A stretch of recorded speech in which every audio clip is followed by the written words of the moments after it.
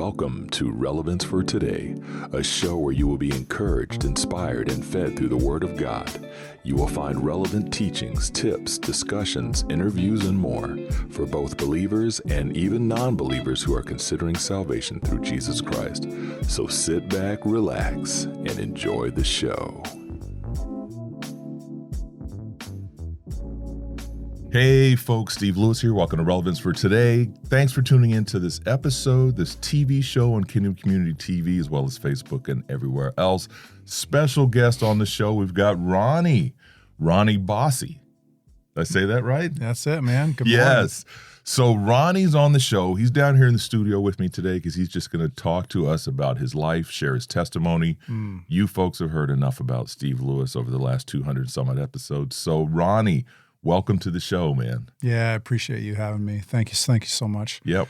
Man, this is always I've done this probably literally hundreds of times, and it's always a little bit of a process for me getting started.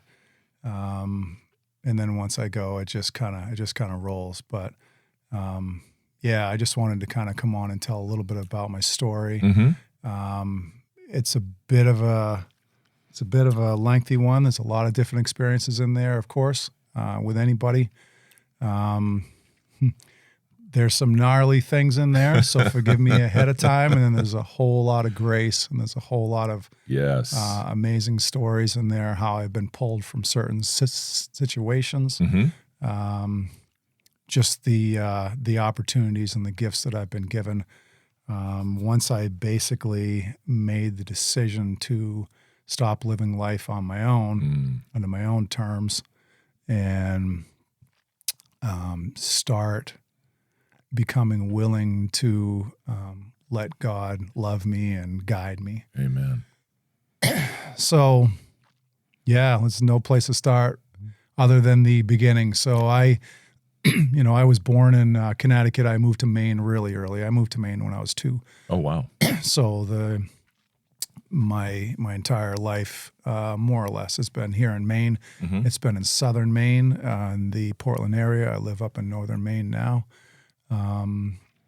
I have 2 sisters, a mother and a father. So when I came up as a kid, we lived in a little trailer, a little 1975 New Yorker trailer that was still on wheels. Yeah, it was a pea green and white. Everything in that trailer was the same color. Wow. Old school. Yeah, dark wood paneling, pea green fridge, pea green stove, and that was the tiniest trailer for 5 people to be living in. My father was the one that worked. My mother didn't work. So, and it was the 70s. I was born in 1972. So we didn't have a ton. We had what we needed.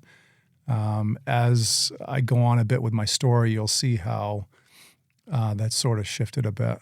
My father had a pretty good job that he worked at for a long, long time, and that's really the one that I remember him having for his working career. And he he provided for us. He was an alcoholic. He was all the way. He was all the way in it.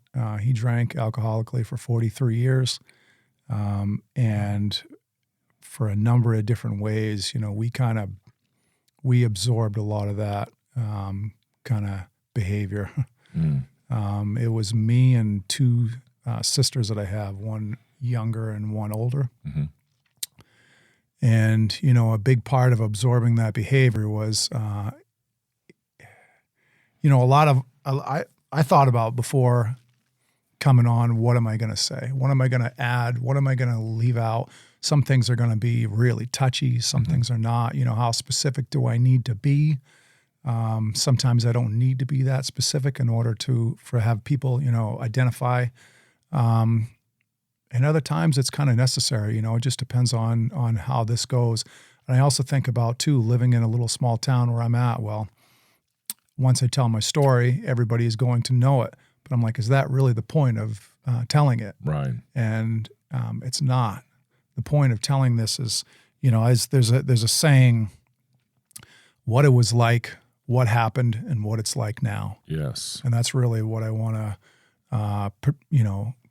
that's really how I want to lay this all out. So what it was like is it was a crazy, crazy home. I mean, you literally could have made a movie about how I was raised. There was a lot of abuse in every way for years, starting from that I can remember, starting from 4 to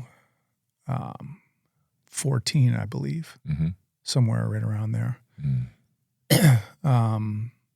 For me specifically, it was 7 different people. So that's a lot as a kid to absorb. Right. So there's a lot of hurt. Yeah, there's a lot of hurt, but there's also a lot of like kind of protective measures that I took. I thought were protective measures to kind of keep myself safe. None of them worked, but right. In my mind, I used to do things when I was a little kid. This is a part that is a little specific that I think it's kind of important to paint a picture. We were, there was a hallway, like in most trailers, my mom and dad lived in the living room on this little makeshift pull-out bed. And it was ghetto, man. And I was the first room down the hall on the left. And then my sisters shared a bedroom at the end of the trailer. And when I used to hear my dad coming down the hall to go to the bathroom, at night, I'm like, please don't come in this room. Right. And I used to do things that I thought would protect myself. I'd have my bedroom door open just a little bit. And I'd have my blanket over my face, over my head, but so that I could still see. Because it was important for me to be able to see, because I thought in some way I was going to, defend myself. Yeah. And I never could. So that went on for years. Right. And, I'll come back to this, but fast forward a bit, I have twin boys now. They are 13. Oh my goodness. And amazing. They're growing. But I was for sure. But I was the stay-at-home parent for the first 10 years anyway. And I can remember just about every time I got them on the changing table, I'd be thinking about all that. And I'd be looking at them and I'm like, you know what? I think most of us kind of get it, why people do certain things in our minds, but to really get them on a gut level, why people do that, I don't really get it. Yeah. And I'd be looking at them, and the changing table for me was one of the saddest times, and it was one of the happiest times, because it was one of the happiest times because I had sons. Yeah, and I had a captive audience with them, so I could make them laugh. Yeah. I could have some fun. I could do this right. Yeah. Basically, I could do this right. And it was also sad because every time I changed them, I would think about that. Yeah. And I can remember, even though thankfully, and I don't know how, but even though thankfully I don't deal with any kind of that, sickness, I guess you could call it. I'd still be praying to God. I'd be like, don't let me be like that. Yeah. Don't let me put that on him. Yeah. And I never ever did. Yeah. And I saw how special what I had was, what was in front of me. Yeah. As I go throughout my story, gratitude will be a big, big theme. So, I can just remember being a kid, memory after memory after memory of fear. And, and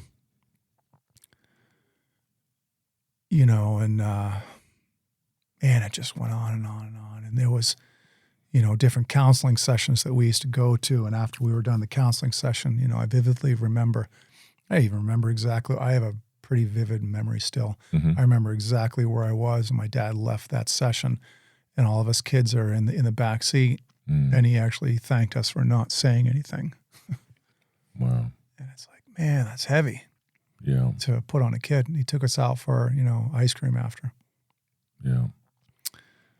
I've since made amends with my dad and forgave him, and I will get to that most certainly. But that is good to hear. Yeah, 100%, man. Yeah. It's God. Yep. It wasn't me. Yep.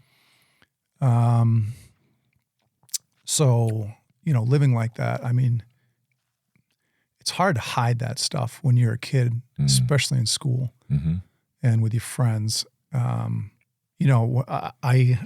I have come to understand when people say, I don't feel comfortable in my own skin and I'm not sure why. Yeah. I don't feel like other people and I'm not sure why. I've come to understand that. And a lot of things that have happened to me, just all sorts of stuff. You form kind of protective behaviors or some pretty bad behaviors from all of that too. So there was a period of, I'm just going to estimate and say 15 plus years where it was just dark, and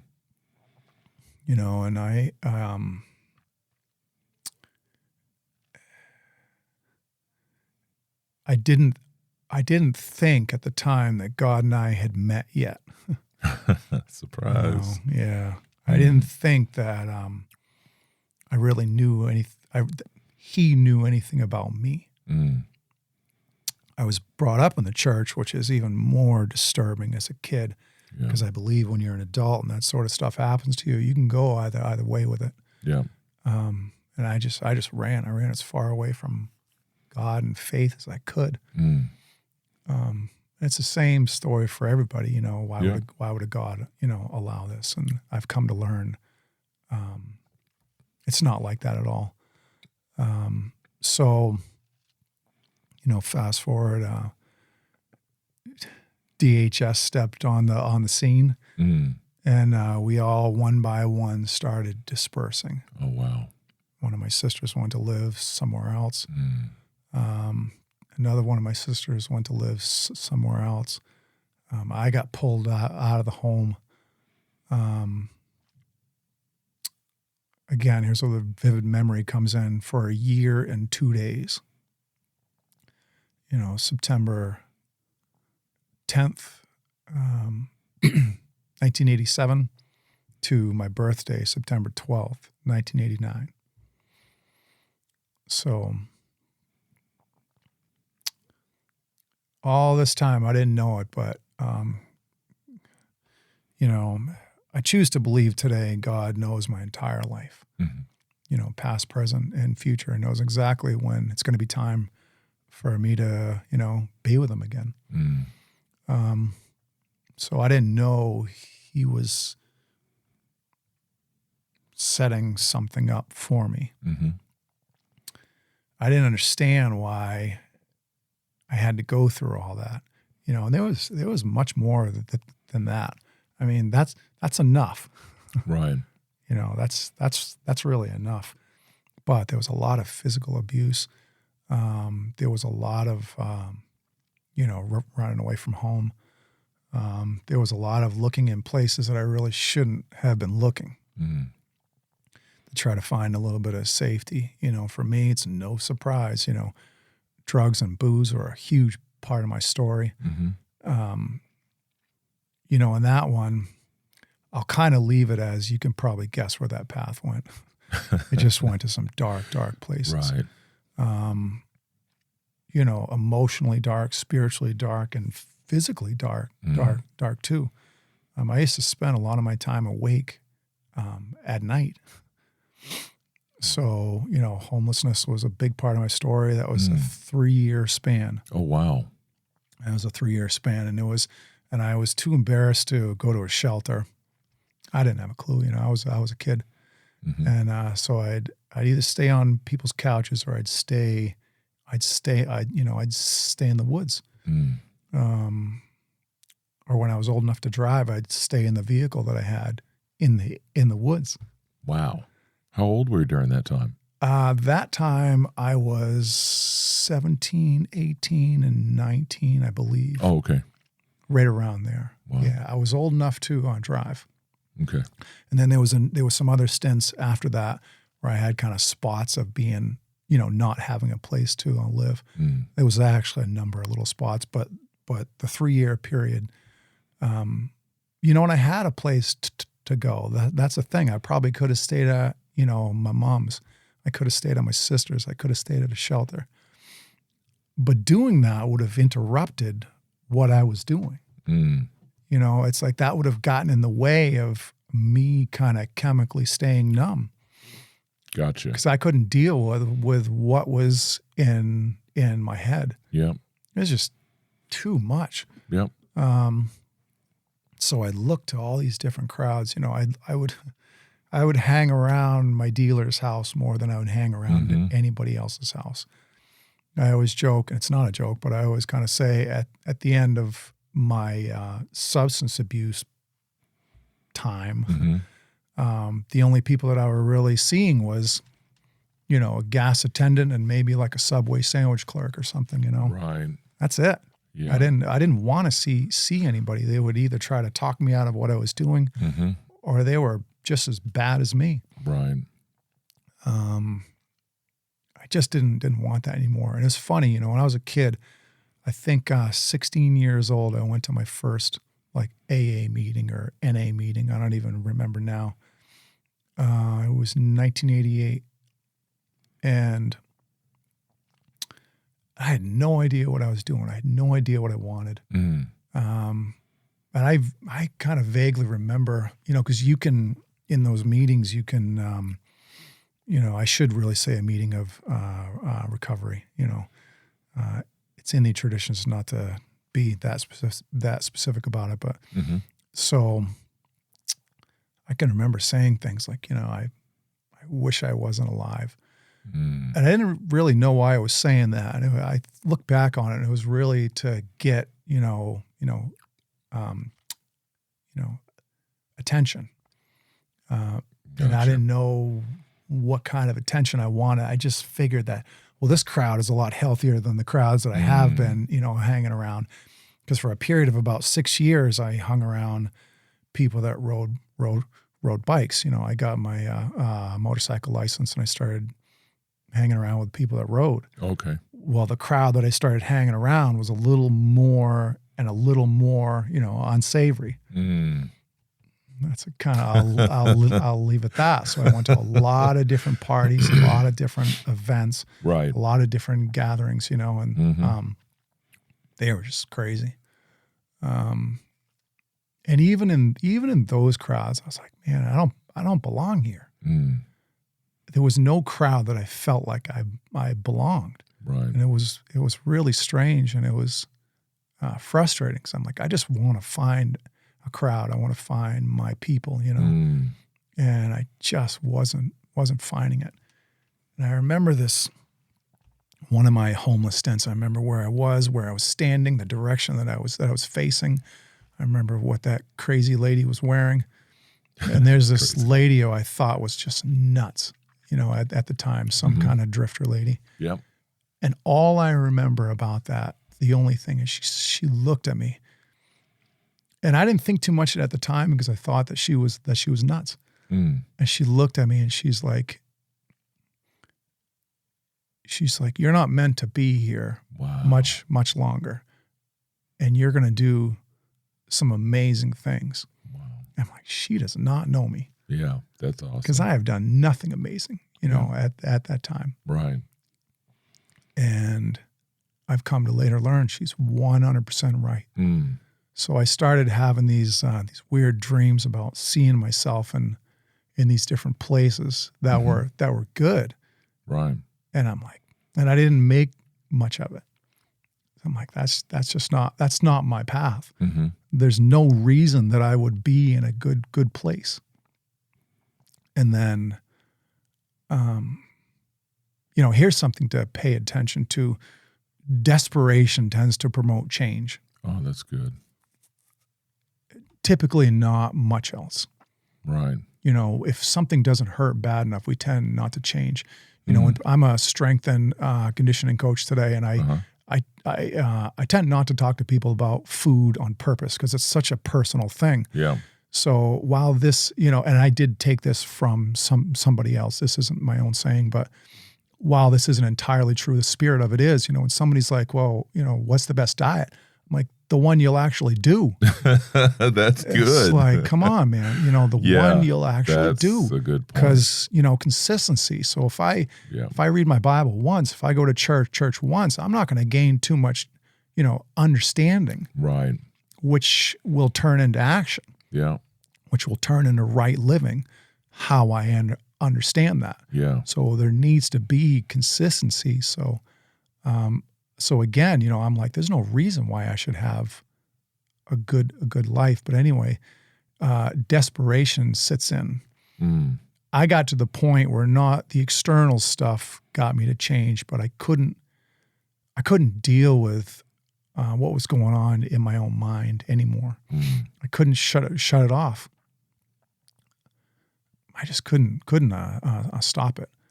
And that's the thing that really got me scared. And that's the thing that got me to look someplace different.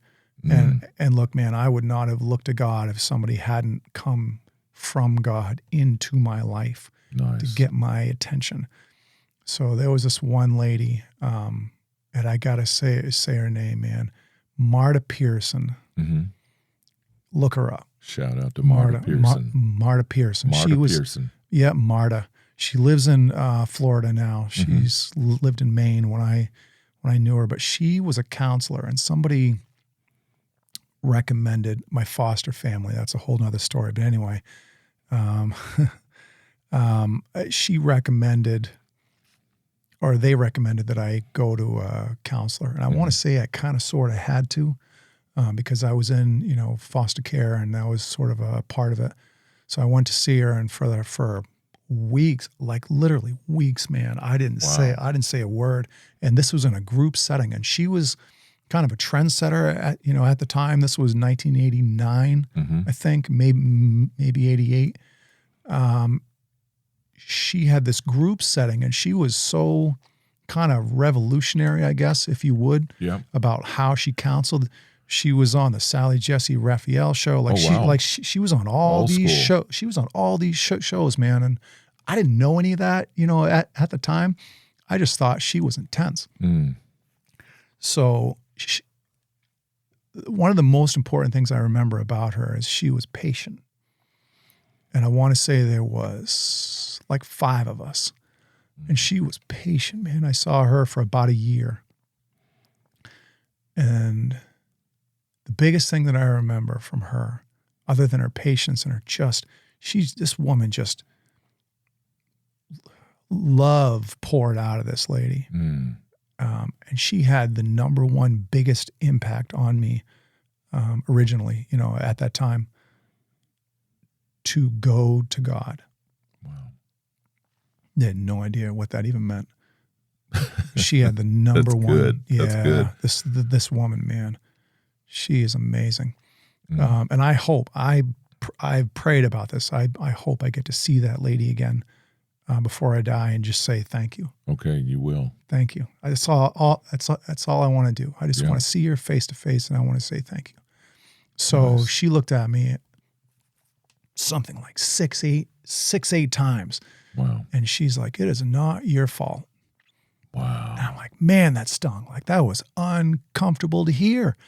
I'm a 16-year-old kid, 17 maybe. And she's like, all this stuff. And she started naming specific stuff. She's like, this is not your fault. This is not your, your fault. A prophetic gift. And it was heavy. And I'm thinking to myself, man, I'm like, you need to stop. Because it was uncomfortable, and I wasn't used to dealing with uncomfortable feelings and not immediately trying to numb them. Right. But clearly, like, I've never forgotten that. And it's beautiful. And she said some other things to me. She's like, what'd she say, man? She said, I'm going to be, botching it a bit, but what you want will come from what you haven't sought yet. Oh, nice. And I'm like, wow. So she was big on putting responsibility back on us. Mm-hmm. She was like, what are you going to do? What are you going to make happen? Yeah. And I love the saying. I say this all the time. I love the saying, if you want what we have, do what we do. Nice. That's it. There's no other excuse. There's nowhere else to go with that. It's on me. And if I don't make something happen, I don't really want it that bad. Yeah. Or there's too much fear, or I'm not willing. I'm just not willing. Yeah. I get there's some really, really legitimate sticking points for people, and I've had a number of them. I completely get it. Yeah. However, if I want something bad enough, good or bad, I'll find a way to make it happen. Yeah. My dear friend, Ryan Babbitt's mom says, we make happen what we want to make happen. It's like, I was just thinking about man. Pastor Claudette. It's like, come on. Yes. Thank you. People make happen what they want to make happen. It's true. It's 100% true, man. Yes. So you will find what you want where you haven't sought yet. Yeah. And I'm like, all right. So I had desperation promotes change, right? Yeah. So it was at that point that I'm like, I wanted to start looking for something different, nice. But I had no reason to be confident to start doing that. Mm-hmm. So he put her, God put her in my life. Then he put somebody else in my life. Then he put somebody, somebody awesome. else. Yeah. And I heard, my foster father one time said, when a group of people asked him where I had been, mm-hmm. he's like, I don't know. And I want to write a book, and I want to title it this. And all he said to that person, he's like, he's still discovering. Nice. And I want to title it that. Yeah. Because look, that can be good or bad. Yeah. Yeah. So. No, that's good. And that's a perfect place for us to stop this first episode of this 2-part session with Ronnie Bossie. That's powerful, man. And I'd hate to make you folks wait for the next episode to come out, or maybe you can binge watch them if they're both out already. But Ron, you just shared a mouthful, man. That's good stuff. Powerful. And the testimony, how you've taken us from the darkest days to Christ. And just the tip. We're just starting to come out of the water now, climbing the iceberg. So I'm looking forward to hearing more of that. And I know you all as well. Ron, I'm going to have you go ahead and pray. We'll close this first episode of sitting down with you, because you got a story to tell and a book to write. So, if you mind, go ahead and praying for the folks out there. Yeah, for sure. Thank you, God, for bringing us in your kingdom forever. Yes. This is a temporary place. Look, I believe we can either believe the promises that you give us or we don't. And if we believe, we should live as though we believe. There should be evidence of our belief for you in our lives. There should be evidence of it. Thank you so much for using all of that that I went through for good. Yes. Thank you for that. I'm grateful for that. Thank you so much that it's going to reach so many people. Yes. Thank you for that. And I just want to bless Steve and his ministry that he's doing to keep on keeping on, in your beautiful name. Amen. Amen. So, hey, there you have it, folks. Part 1 ending on you guys mid-conversation. But you know what? There's more to come. Make sure you watch the second episode. Ron, appreciate you, brother. Yes, sir. And hey, make sure you share this with friends and family and even a stranger. Thanks for tuning in. Get subscribing, folks. Hey, God bless. Love you guys. We'll talk to you soon. Peace.